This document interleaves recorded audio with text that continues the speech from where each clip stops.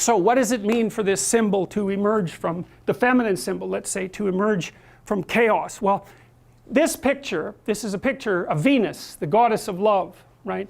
And so I cut this picture out of a larger picture, and it's Venus manifesting herself in a transcendent space, in the sky, in the same way that Christ did in the previous representation. And she has rays coming off her, and there's all these men who are knights kneeling in front of the image. Well, what does that mean? Well, it means that men use the image of female perfection to motivate themselves. And that's exactly right. That's precisely what they do. You see that in the Tom Sawyer story. So Tom Sawyer is about 12 years old, and he's still hanging around with his friends like Huck Finn.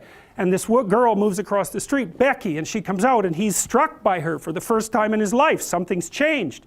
And the first thing he does is hop up on a picket fence and show off and balance in front of her. And he's saying, well, look at me, look at me. He's like the male bowerbird building something beautiful so the female will approve of it. And it's motivation.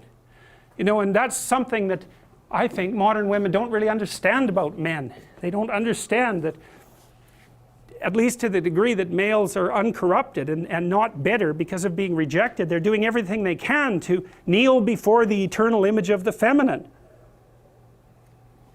and try to make themselves worthy. That's the chivalry story, right? That's what you should encourage in your partner. So out of chaos emerges this first form. It's the feminine form. It's partly the form that represents novelty as such. So, and on one hand it's promise, on the other hand it's threat. That you wouldn't believe, and I don't know, because I don't understand the situation with women as well as I understand the situation with men, obviously, being a man. But I don't know if women have any idea how paralyzing they are to especially young men.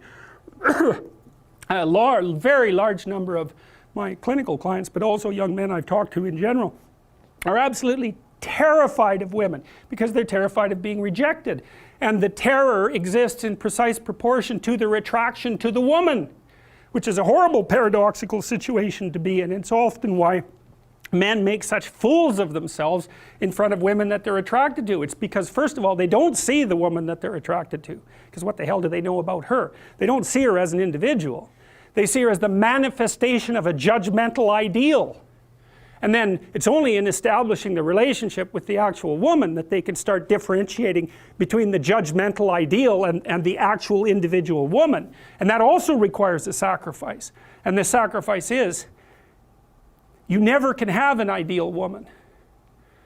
So to have a relationship with any woman, you have to sacrifice the relationship with the ideal woman, and you have to see the individual woman and separate her from the ideal. And that's the same thing that happens to the hero in Sleeping Beauty, right? He sees the evil queen who actually turns into the dragon of chaos, and it's not until he can defeat her that he can establish a relationship with the actual princess. And that's exactly the case.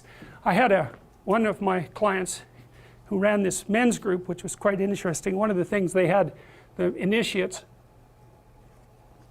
do, which was very intelligent, was to go out and ask 50 women in one day for their phone numbers.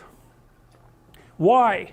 Politely, properly, you know. It was a game, but it wasn't a stupid game.